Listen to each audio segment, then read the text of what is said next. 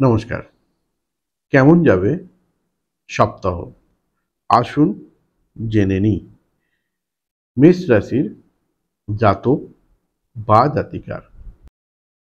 কর্তা ব্যক্তিদের বিষ নজরে আসতে পারেন এই সপ্তাহে। শাশুড়ি বা শ্বশুর বাড়ি থেকে বিশেষ কোনো সম্পত্তি পাওয়ার যোগ কিন্তু দেখাচ্ছে। পুরনো যোগাযোগ থেকে কর্মপ্রাপ্তির যোগ আছে। স্বাস্থ্য এক প্রকার থাকবে, তবে হ্যাঁ, চলাফেরায় সাবধানতা অবলম্বন করতে হবে, নইলে চোট বা আঘাত বা ভেঙে যাওয়ার যোগ রয়েছে। ভাগ্য 70% ভালো, রং সাদা। বৃষ রাশির জাতক বা জাতিকার কেমন যাবে সপ্তাহটি?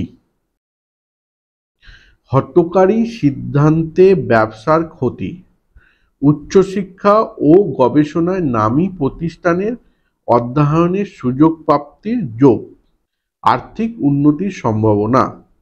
ঠান্ডা মাথায় প্রতিবেশী শত্রুর সঙ্গে মোকাবিলা করুন। সুগার, প্রেশার, বাতের ব্যথা এগুলো বাড়তে পারে। রং সবুজ, ভাগ্য 60% ভালো। মিথুন রাশির জাতক বা জাতিকা কেমন যাবে সপ্তাহটি? কর্মস্থলে সাফল্য ও অগ্রগতি, সমাজসেবী ও রাজনৈতিকবিদদের উগ্র ব্যবহারে জনসংযোগ ক্ষুণ্ণ হতে পারে। স্ত্রীর ভবিষ্যৎ বা সন্তানের ভবিষ্যৎ নিয়ে চিন্তা বাড়তে পারে। পেট, নার্ভ এবং বাতের সমস্যায় ভোগান্তির আশঙ্কা দেখাচ্ছে। বিদ্যার্থীদের ক্ষেত্রে, যারা বিদ্যার্থী আছো তাদের ক্ষেত্রে সপ্তাহটি অনুকূল। ধর্মকর্মে মন যাবে। ভাগ্য 60% ভালো, রং কালো। কেমন যাবে কর্কট রাশির জাতক বা জাতিকার? কর্ম উন্নতির পথে বাধা ও মানসিক হতাশা, আত্মীয় ও প্রতিবেশীর আচরণে মানসিক অশান্তি বা সংসারে অশান্তি বৃদ্ধি হতে পারে। ধর্ম আচরণে মনে শান্তি আসতে পারে। শরীর স্বাস্থ্য মোটামুটি, দেহে আঘাত বা চোট লাগার যোগ থাকায় সাবধানতা অবলম্বন করা উচিত। রং ক্রিম কালার, ভাগ্য 40% ভালো। সিংহ রাশির জাতক বা জাতিকার কেমন যাবে সপ্তাহটি? ঝুঁকিপূর্ণ জটিল কাজে অনায়াসে সাফল্য ও প্রশংসা প্রাপ্তি, উচ্চ মহলে সমীহ আদায়, সম্পত্তি নিয়ে জ্ঞাতীদের সঙ্গে অশান্তি, ব্যবসা মোটামুটি চলবে। শরীরের যত্ন নিন। বিদ্যার্থীদের পক্ষে সময়টি অনুকূল। পেশাদারি ক্ষেত্রে ক্লেশ ও গতি, ধর্মকর্মে মন যাবে না। ভাগ্য 40% ভালো, রং গোলাপি। কেমন যাবে কন্যা রাশির জাতক বা জাতিকার সপ্তাহটি? প্রবাসী প্রিয়জনের আগমনে মানসিক প্রফুল্লতা, পারিবারিক সমস্যার জন্য মানসিক অস্থিরতা ও উত্তেজনা বাড়বে।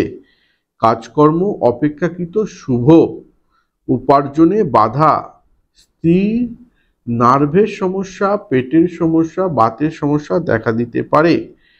ধর্মকর্মে মন যাবে। 40% ভাগ্য ভালো, রং সবুজ। কেমন যাবে তুলা রাশির জাতক বা জাতিকার সপ্তাহটি? অপ্রিয় বাক্য আচরণের জন্য ঘরে বাইরে বিপত্তি ও সম্মানহানি, বিড়ম্বনা। গৃহ ও কর্মে সামঞ্জস্য রক্ষা করতে চেষ্টা করুন। যে কাজ করতে পারবেন না সেই কাজের কথা দেবেন না, না হলে অপদস্থ হবেন। শরীরের যত্ন নিন, উপার্জন ঠিক থাকবে। ভাগ্য 40% ভালো, রং পার্পেল। বৃশ্চিক রাশির জাতক বা জাতিকার কেমন যাবে সপ্তাহটি? রত্ন ও সোনা ও রূপোর ব্যবসায়ীদের বিনিয়োগে বৃদ্ধিতে সতর্ক হওয়ার প্রয়োজন। ষড়যন্ত্র শিকার হতে পারেন এই সপ্তাহে। গৃহ সম্পর্ক বা গৃহ পরিবেশের সম্পর্কে উন্নতি হবে। কোমর ও হাঁটুর সমস্যায় ভোগান্তি বৃদ্ধি হতে পারে। চিকিৎসা বিভ্রাট অর্থাৎ ভুল চিকিৎসা হয়ে যাওয়ার সম্ভাবনা রয়েছে এই সপ্তাহে। রং সাদা, ভাগ্য 20% ভালো। ধনু রাশির জাতক বা জাতিকার কেমন যাবে সপ্তাহটি?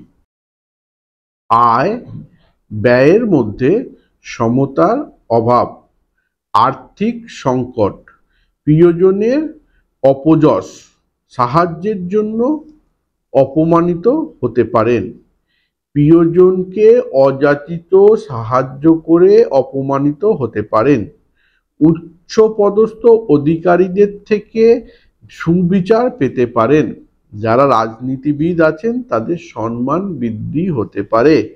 নিম্ন অঙ্গে চোট বা আঘাত লাগার যোগ থাকায় এ সপ্তাহে সাবধানে থাকতে হবে।